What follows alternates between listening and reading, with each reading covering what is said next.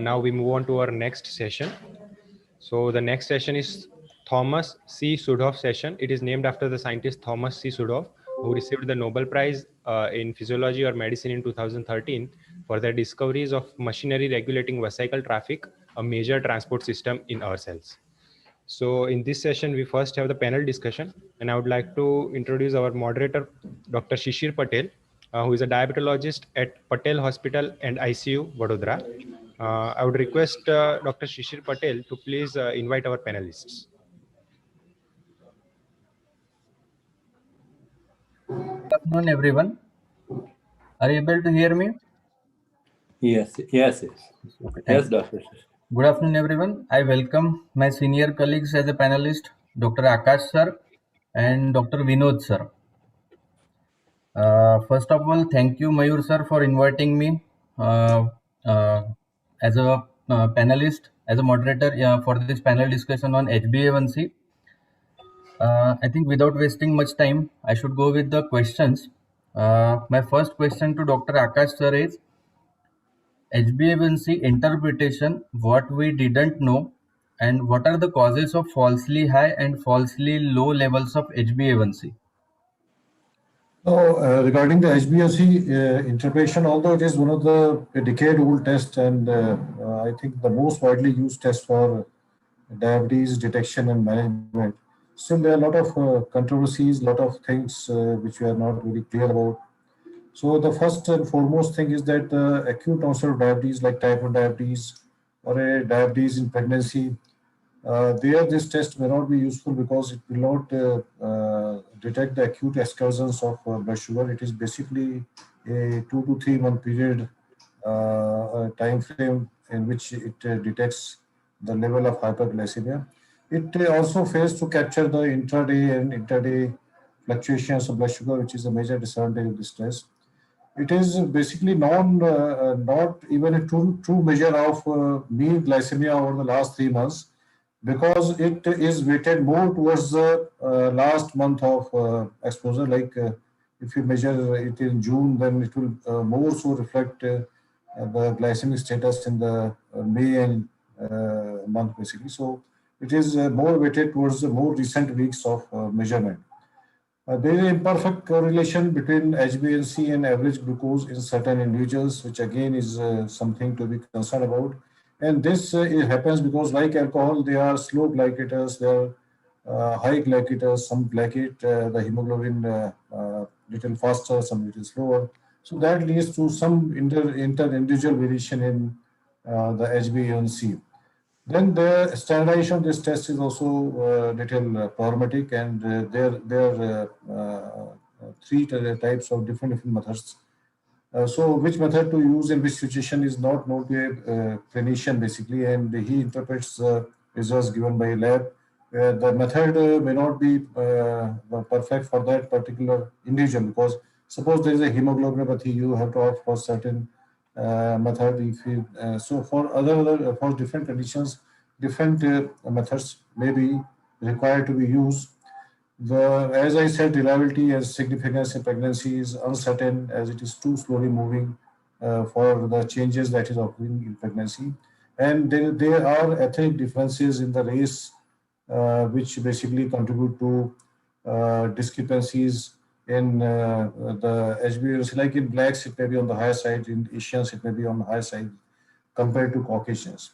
Now, what happens in HbA1c is there is a glycation of hemoglobin with the glucose levels, and this glycation will depend on the lifespan of the RBCs. If there is a increased RBC lifespan, then these conditions seen are in vitamin iron deficiency, vitamin B12 deficiency, or in conditions of decreased erythropoiesis, you may have increased HbA1c in these conditions. And where there is an increased RBC turnover, you will end up with decreased HbA1c value, which is seen in if there is sort of chronic liver disease or reticulocytosis or conditions of increased RBC turnover. Now, the altered hemoglobin is also seen in hemoglobinopathies, seen in certain genetic conditions. and methemoglobinemia, HbF. So all these lead to some alteration in the hemoglobin HbA1c conditions. Now the glycation also may be altered, and increased HbA1c may be seen in alcoholism, chronic renal failure, decreased intra-erythrocytic pH. So all these conditions will lead to increased HbA1c being detected. And decreased HbA1c may be seen in certain drugs like salicylates and certain hemoglobinopathies. And in certain genetic conditions, you may have variable HbA1c levels to be seen. Now, increased erythrocytic dissection will lead to increased HbA1c, and decreased HbA1c will be seen in conditions where decreased erythrocytic dissection, and that would be like patient has splenectomy. So you'll have decreased dissection of the RBCs, which will lead to prolongation of life of RBCs, leading to decreased HbA1c levels. Now, assays also will influence HbA1c level to certain extent. And then there are certain biological markers like a bilirubin more than 20 or a triglyceride level more than 1500 or so will also lead to affect the HbA1c levels. So there's a lot of variations to these HbA1c levels. In general, it turns out to be a good test, but in certain conditions, certain individuals, it may not tell the true story. So thank you very much, sir. It was a great comprehensive coverage of a very, very wide area, Dr. Akash sir and Dr. Avichandani, your colleague, and very lucidly, very nicely done. I would like to just maybe summarize what you said, that we cannot know glycemic variability time in range and between patient variation in relationship between HbA1c and mean blood glucose. You very lucidly explain all this. And I think the variability in relationship between MBG and HbA1c is explained by the, as you said, slow glycators, rapid glycators, that is biological variability, and specifically the inter-individual differences in glycation as well as deglycation, which is also an enzymatic process. And this is reflected by hemoglobin glycation index, which has been occasionally used as a marker for projecting mortality in acute coronary syndromes versus HbA1c. Especially there was a trial regarding aleglitazar, which was given up, so LA Cardio trial. This particular trial had, projected this index, a new marker, and it is still being pursued, at least in research protocols. So thank you very much, sir. You did a great job. A bunch of 3 rapid questions, so very nicely done. Thank Yes, you, sir. honorable moderator, sir, what would you like to do? My next question is how to clinically suspect and confirm HbA1c is falsely high or falsely low? Yeah, you want me to take that up? Yes, sir.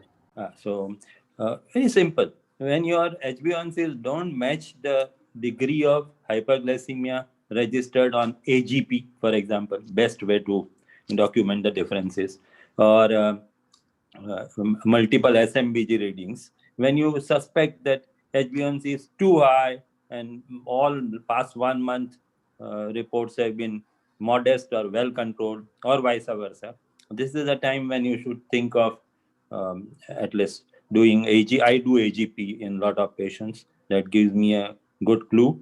But as Dr. Akash sir very nicely pointed out, that hyperglycemia of almost normal RBC lifespan is reflected by HbA1c. So it doesn't factor into acute fluctuations at all. But whenever you find a lot of discrepancies in recent sugar estimations by SMBG or AGP or maybe CGM, then you have to suspect that probably there is a assay interference, or as sir said, you have to search for variants of hemoglobin in such patients or confounding factors, right? Thank you. Okay. So Thank you, as sir. Dr. Avichandani said, so I'd like to summarize what he said. So if there is a discordance between patients' SMBG values and HbA1c, then we have to suspect that something is wrong. If the HbA1c is remaining more than 15%, that is also one of the indicators that you have to suspect that something is wrong, and you have to look for some fallacious causes which are causing such miscegenation. And there is a markedly different HbA1c reports from different labs. So where the different methods are used, these same patient, short time and different labs and different reports of markedly different reports of HbA1c, then you should suspect that there's something wrong. And if you also have presence of anemia or markers of abnormal RBC indices, or if you see hemolysis and all those things, if you suspect hemoglobinopathies, then also you should think of correlating HbA1c with the patient's the condition, and think of other ways of diagnosis of diabetes like SMBG or ambulatory glucose monitoring. Very, very nicely said, sir, because HbA1c, usually all standard labs, when it is exceeding 14.5, they say more than 14.5. Very few of the labs who have this, calibrators, which can help them in really report actual greater than 14 or 15 HbA1c. So that is known as linearity range by pathologists. And the lower range is known as diagnostic sensitivity. So they have most of the time 4 to 14.5. Most of the big labs have that range, beyond which at least the upper limit is, then as you rightly summarized, it has to be under suspicion, and we have to rule out all confounders. So thank you, sir. Thank you, sir. My next question is management of newly diagnosed type 2 diabetes patient with HbA1c of more than 8%. A question to Newly Akash. diagnosed type 2 patient with HbA1c more than 8% will conform to the guidelines of the ADA and AACE. So basically, if the treatment is better drug with medications, unless the patient has symptoms of hyperglycemia or symptoms of catabolism. If patient has symptoms of hyperglycemia and catabolism or infection, then naturally we go ahead with the insulin. There is no question about it. And once the patient is controlled, we switch over to the tablets. For other patients, if we want to bring the HbA1c level to more than 1.5%, we choose a target of 6.5%, patient is at HbA1c, we want a reduction of 1.5%, then always better to go ahead with a combination therapy of two drugs. There I am a big fan of AAC guidelines, because they are very aggressive guidelines and they target the diabetes very aggressively compared to AD. So if we want because a routine drug will drop the HbA1c to the tune of 1%. Also, this statement may not be true for a treatment naive patient, because initially when we start treatment in a treatment naive patients, we get a very terrific reduction in HbA1c. But still, if we want to have a reduction to the tune of 1.5% or more, then we generally prefer to use a combination therapy. Now, the type of combination therapy would depend on the patient profile. And we already know the patient profile, his comorbidities, his issues related to weight. And there we have the clear-cut guidelines existing, the cost factor. I am not a very big fan of using sulfonylureas at the word go, basically.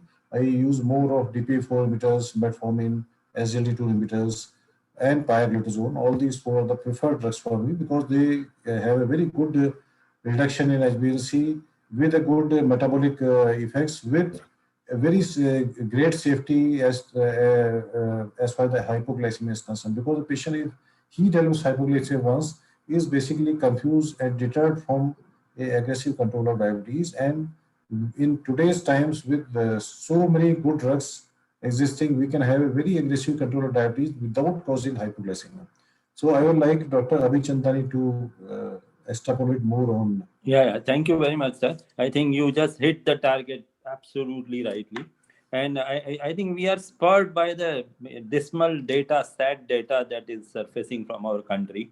1 out of 11 person is a type 2 diabetic, and 18% conversion rate from IGT to frank type 2 diabetes. So these are very distressing figures, which should compel us to aggressively treat newly detected diabetic, drug-naive diabetic from the word go. And as you very correctly outlined your selection of OADs, yes, I would go with most of them. And if I am compelled to use sulfonylurea, maybe gliclazide, very low dose XR, or limepiride, very, very low dose, 0.5 milligram. Combinations are available with metformin. But having said that, and recently released VERIFY trial has also boosted our overall approach. And I think in India we are used to FDCs, and we have been the pioneers in ushering in rational use of FDCs, as very nicely pointed by you, sir. So This is all I wanted to add. Thank you, sir. My next question to Vinod sir is management of the same patient of type 2 diabetes patient with HbA1c of more than 8%, but his duration of diabetes is more than 10 years. So at 10 years of ST plus diabetes, and we can think of a pre diagnosis phase of almost 8 to 10 years. That has been the story. Before a person is actually diagnosed with type 2 diabetes, almost 5 to 7 years of dysmetabolic milieu has existed in that patient. And at the time of diagnosis, 50 to 75% of beta cells have been shown to be gone almost. So with that background on mind, he has traveled 10 years on multiple OHs. We don't know whether they do contain the newer generation of OAD basket that we are having now, we are enjoying with. So very likely that he has underlying microvascular disease, maybe underlying silent atherosclerotic cardiovascular disease. So I would risk stratify this guy, do his fundus, do his EGFR, do his USCR, and maybe screen him in the every possible way in an economical way to establish underlying micro or macrovascular complications. From that, I will get a guidance whether I settle for GLP-1 if he's overweight, centrally obese, or whether I go for a SGLT2 as an add-on or insulin. So we are having these three top options. And I'm sure if he has sustained for 10 years, most of the time, some or the other doctor would have prescribed DPP-4. Even some people don't like pioglitazone. For example, like my colleague, esteemed Dr. Raghu Satyanaran, who is a big enemy of pioglitazone. So unlike him, some of us do use it at 15 milligram or 7.5 milligram twice a day.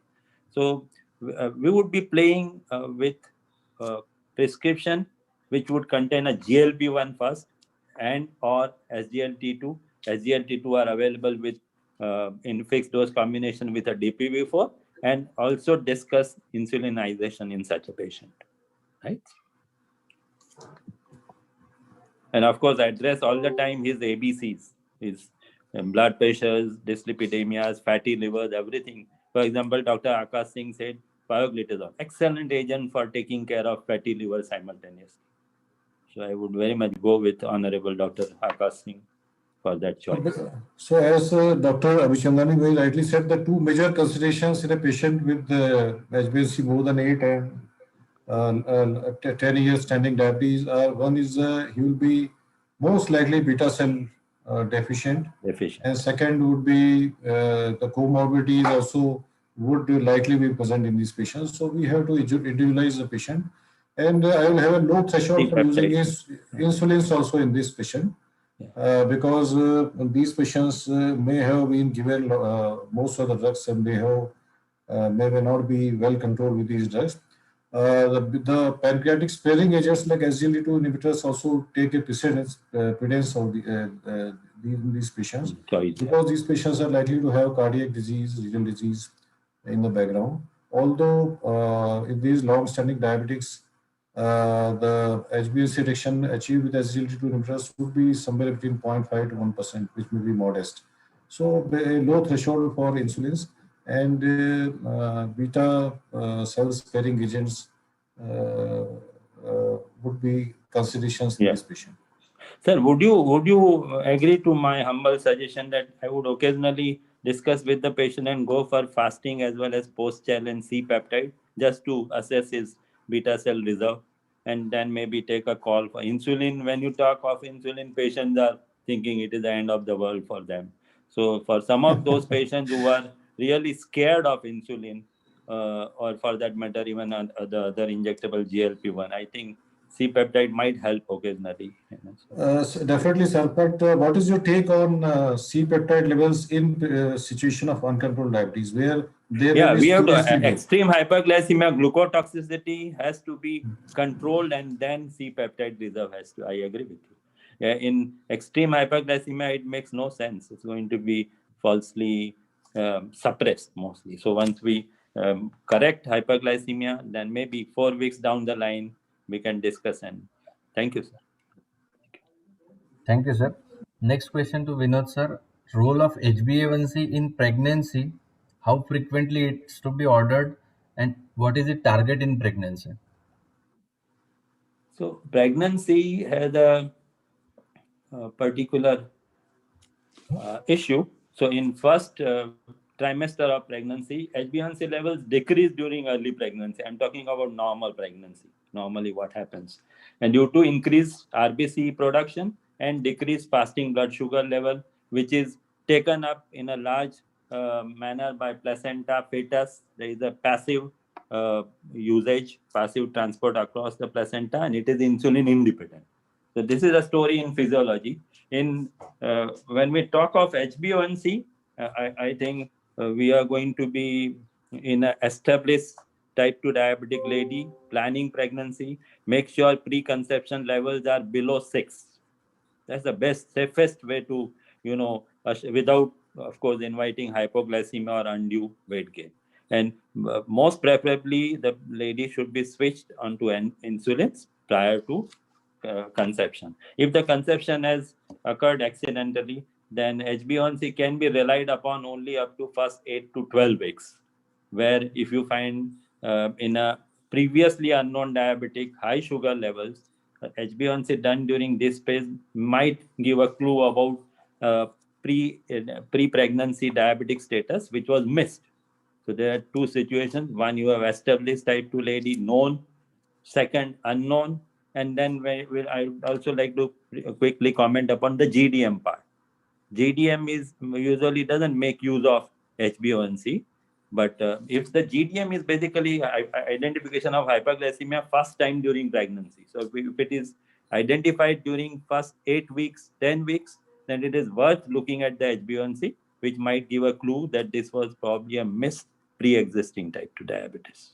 And again, I would like to share one statistics and have expert comments from Akash sir also, that as we climb up, it has been observed in many GDM studies that as the HbA1cs climb up from 5.2 upwards, 5.3, 5.4, not only in the pre-diabetic range, even before that, there is a chance of large for gestational age, baby, and perhaps some dubious peripartum outcomes.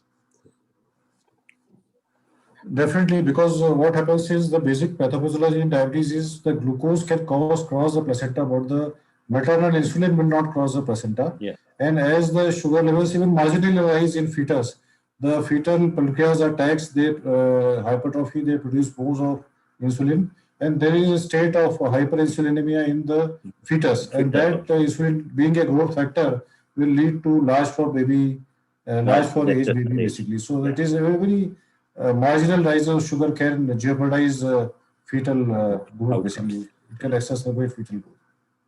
Thank you. Very well explained. Thank you. Okay, sir. Next question to Vinod, sir. If we run an HbA1c test on a fresh sample and an archived sample, will the reading deviate a lot and affect the categorization of diabetes?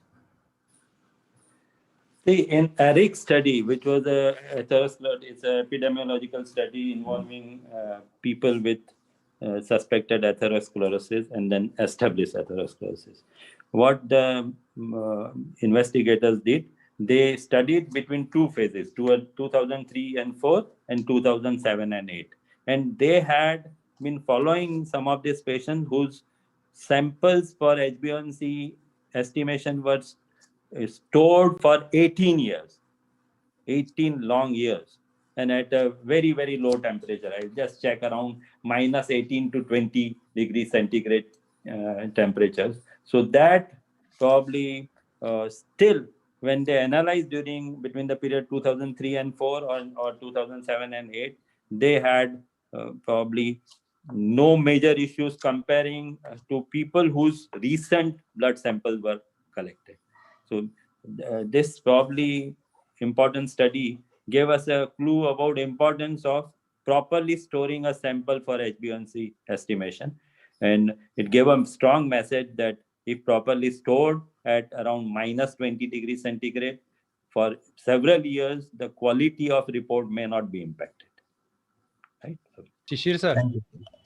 Shishir sir, I would request you to kindly take some of the relevant questions from Q&A box. Yeah, Uh, sure. Q&A में आ गए तो बोले वो ले लो. question answer box has only one question, but that is not related to HbA1c. Can I take that question? Yeah, please take. Either of us will handle that. Don't worry. Okay. There are 7 or 8 questions, Dr. Shishir. एक minute હું મારું box જો chat box આમાં દેખાય તો. Question and answer session, not Okay, chat sorry. box. First Q&A question છે. from Dr. Anuradha Kapoor. So, what is the test you will advise during early weeks of pregnancy, if not HbA1c? I think the blood sugars would be the right test actually to advise in our patients, and CGM. Two tests basically would be better advised in early pregnancy. But if it is early pregnancy, it is more likely to be pre-existing diabetes, and there HbA1c will definitely help. Yeah, and fructosamine, because it is not standardized, it is not much advice. It's not available also across the country. And pre-existing diabetic lady becoming pregnant, that's just one situation where we may advise HbA1c every month because of rapid turnover of RBCs. What is recommended is in the badly control, or when you want to really ensure tight control, maybe once a month HbA1c can be done in pre-existing type 2 diabetic ladies or type 1 who are pregnant.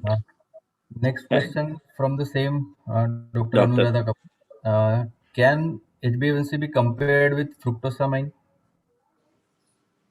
So fructosamine is basically glycated albumin, and what we look at HbA1c is probably glycated hemoglobin, two different proteins.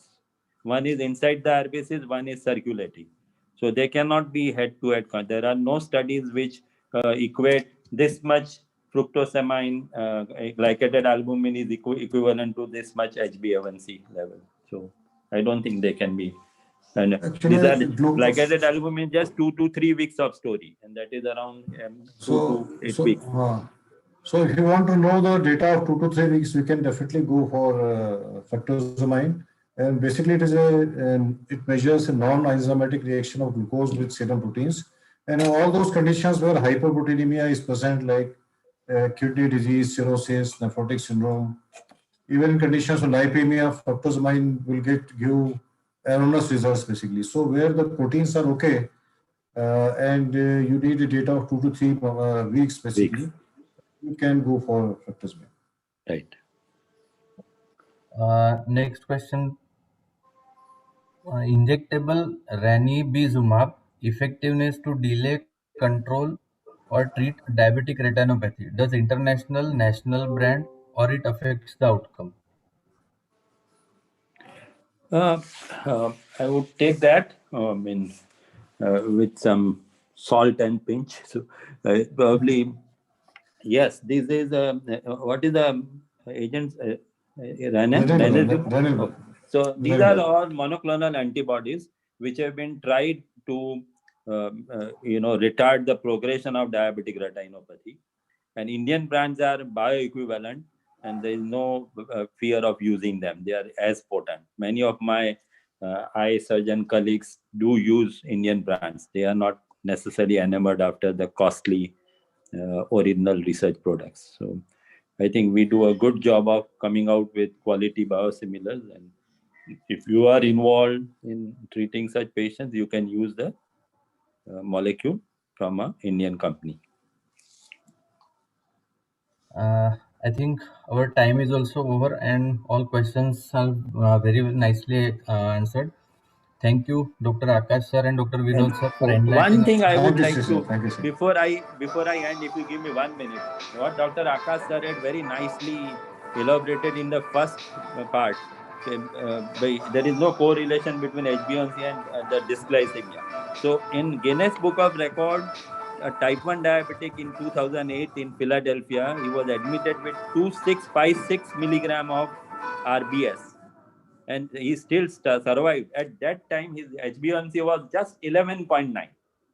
So this is the dissociation which is giving. You can't every time rely upon HbA1c. and it has its limitation. So thank you very much again. Thank you, Akash sir. It is a great pleasure sharing the platform with you, sir. Thank you.